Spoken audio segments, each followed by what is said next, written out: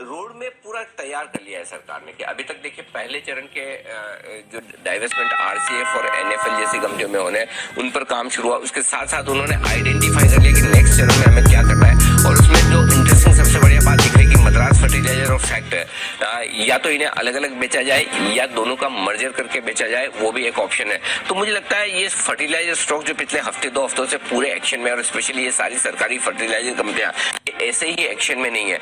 ऐसा नहीं कि ये कोई मानसून का सीजन है और उस समय उसके पहले आप ये उम्मीद करते हैं कि फर्टिलाइजर शेयरों में खरीदारी होगी, या फिर ये बजट के पहले की फर्टिलाइजर कंपनियों में खरीदारी का जो सीजन होता है वो दोनों ही चीजें नहीं है। उसके बावजूद क्या वजह कि 40-40, 50-50% स्टॉक आपके आरसीएफ, एनएफएल, फैक्ट ये सारे स्टॉक्स इतने चल चुके हैं। इसका मतलब क्लियर कट है कुछ बड़ा एक्शन सरकार इस सेक्टर में करने की तैयारी में। और सबसे बड़ी चीज क्या है दीप की, इस सेक्टर के लिए फंडामेंटल्स बहुत तेजी से बदल रहे हैं। DBT, direct benefit of transfer, ये आ चुका है और ये पूरी तरह से लागू होने की सरकार इस पर कर रही है। उसका बड़ा फायदा होगा, सब्सिडी लीकेज कम होगा, सब्सिडी डायरेक्ट किसानों तक पहुंचेगी, पहला वो। दूसरा, फर्टिलाइजर कंपनियों को सरकार लगभग सारे प्लांट्स अब धीमे धीमे गैस बेस करना चाहती है, कोयला वगैरह से हटाकर, वो कॉस्ट इफेक्टिव बहुत होगा, ये दूसरी बड़ी चीज होगी। तीसरा, यूरिया डी कंट्रोल, इसके चलते हुए फर्टिलाइजर कंपनियों के लिए ये आसान होगा प्राइसिंग डिसाइड करना और अपनी कॉस्ट बचा पाना। तो 3 बड़े बदलाव जो फर्टिलाइजर सेक्टर के होने जा रहे हैं, और ये बदलावों के साथ अगर सरकार अपनी सरकारी कंपनियों को डाइवेस्ट करने की सोचती है, प्राइवेटाइज करने की सोचती है,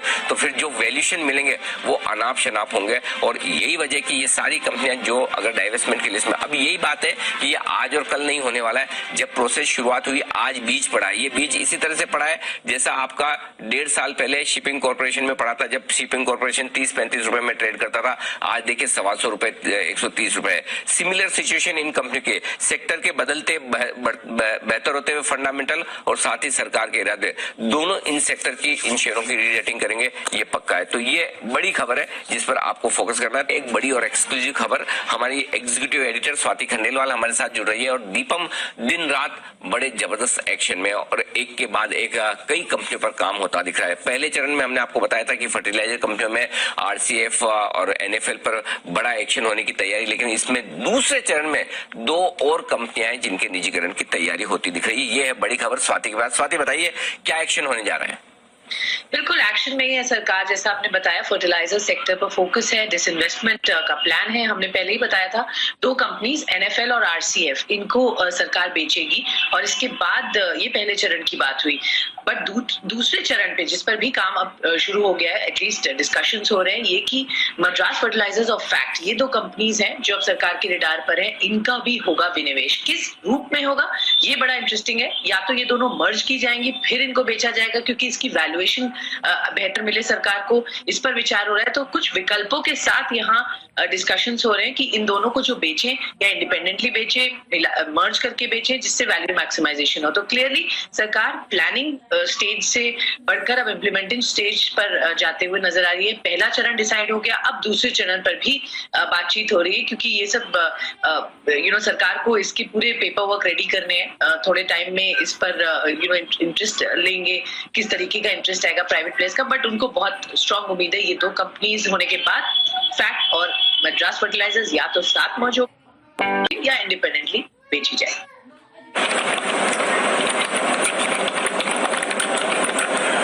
तो ये बड़ी खबर आती हुई दिख रही है जहां तक फर्टिलाइजर स्पेस का सवाल है। और अनिल जी, जैसे हमने पहले एक्सक्लूसिव बताया था आरसीएफ और एनएफएल, अब 2 और फर्टिलाइजर कंपनीज की मर्जर की बात चल रही है, कैसे देखें सर इस खबर को? दीप, वाकई में ये बड़ी खबर है फर्टिलाइजर कंपनियों के लिहाज से। और सबसे बढ़िया इंटरेस्टिंग चीज क्या है कि एक बार फर्टिलाइजर शेयरों पर राय लेना चाहता हूँ शर्मा साहब आपसे, बताएं सर। आपने जो भी जिक्र किया है इनके कारण बढ़ने का, और जब पॉलिसी सुधार हो रहा है तो ऑब्वियसली वो एनवायरनमेंट ऐसा होगा जिसके अंदर बाद में जो आने वाले लोग हैं जिनको ये कंपनी खरीदेंगे उनके लिए भी माहौल अच्छा होगा। तो ये बहुत अच्छी बात है जिसके लिए आप एक अच्छी प्राइस इनके लिए मिल पाए, उसका बैकग्राउंड तैयार कर रहे हैं। तो मैं समझता हूं कि पारदर्शिता सरकार बनाई रखेगी और जिस तरह से इनका डिसइन्वेस्टमेंट होगा, ये पूरे पीएसयू जो सेक्टर है, भले ही वो फर्टिलाइजर हो, भले पावर हो या गैस हो, कुछ और भी, उन सबके लिए अच्छा है।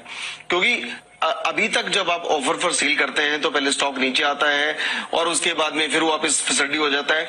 कोई निवेशक क्यों डालेगा जब आपको मालूम है कि सरकार के पास तो 85% होल्डिंग है, 5% करके बेचती रहेगी, तो वो एक ड्रैग का काम करता है। स्ट्रेटेजिक डिसइन्वेस्टमेंट सबसे अच्छा तरीका है जो सरकार कर रही है। ये निवेशक, सरकार के लिए और इन देश के लिए बहुत ही अच्छा है। फर्टिलाइजर 5% ऊपर, ये 5% ही का स्टॉक है, तो ये तो सिंपल है। लेकिन फैक्ट सुमित जी, इसके चार्ट देखिए, 13% ऊपर खुलने के संकेत दे रहा है। क्या लेवल्स इंपॉर्टेंट है इसके लिए, क्या करना चाहिए? अनिल जी, ये फैक्ट है कि फैक्ट एक तेजी के ट्रेंड के अंदर में है। फैक्ट में एक बहुत बढ़िया मूव देखने को मिल रहा है। पिछले 7 दिनों से 75 रुपए वाला शेयर एक वन वे तेजी दिखा रहा है और यहाँ से और ऊपर का मूव अभी देखने को बाकी है। तो स्टॉक के अंदर यहाँ से इमीडिएटली ऊपर में 115 का जो हर्डल है वो आज अगर ओपनिंग में टूट जाता है और उसके ऊपर क्लोजिंग देखने को मिलती है तो स्टॉक के अंदर रैली बढ़ेगी और फिर 125 से 130 रुपए तक के लेवल फैक्ट में देखने को मिल सकते हैं। तो जिन्होंने भी पोजीशंस बना रखा है, पोजीशंस को होल्ड करें। रैली फर्टिलाइजर सेक्टर में अभी बाकी है और फैक्ट में 125 से लेके 130 रुपए तक के लेवल देखने को मिल सकते हैं। रोड में पूरा तैयार कर लिया है सरकार ने कि अभी तक देखिए पहले चरण के जो डाइवेस्टमेंट आरसीएफ और एनएफएल जैसी कंपनियों में होने, उन पर काम शुरू हुआ। उसके साथ साथ उन्होंने आइडेंटिफाई कर लिया कि नेक्स्ट चरण में हमें क्या करना है। और उसमें जो इंटरेस्टिंग सबसे बढ़िया बात दिख रही है कि मद्रास फर्टिलाइजर और फैक्ट या तो इन्हें अलग अलग बेचा जाए या दोनों का मर्जर करके बेचा जाए, वो भी एक ऑप्शन है। तो मुझे लगता है ये फर्टिलाइजर स्टॉक जो पिछले हफ्ते 2 हफ्तों से पूरे एक्शन में, और स्पेशली ये सारी सरकारी फर्टिलाइजर कंपनियां ऐसे ही एक्शन में नहीं है। ऐसा नहीं कि ये कोई मॉनसून का सीजन है और उस समय उसके पहले आप ये उम्मीद करते हैं कि फर्टिलाइजर शेयरों में खरीदारी होगी, या फिर ये बजट के पहले की फर्टिलाइजर कंपनियों में खरीदारी का जो सीजन होता है, वो दोनों ही चीजें नहीं है। उसके बावजूद क्या वजह कि 40-40, 50% स्टॉक आपके आरसीएफ, एनएफएल, फैक्ट, ये सारे स्टॉक इतने चल चुके हैं। इसका मतलब क्लियर कट है कुछ बड़ा एक्शन सरकार इस सेक्टर में करने की तैयारी में। और सबसे बड़ी चीज क्या है दीप, की इस सेक्टर के लिए फंडामेंटल्स बहुत तेजी से बदल रहे हैं। DBT, direct benefit of transfer,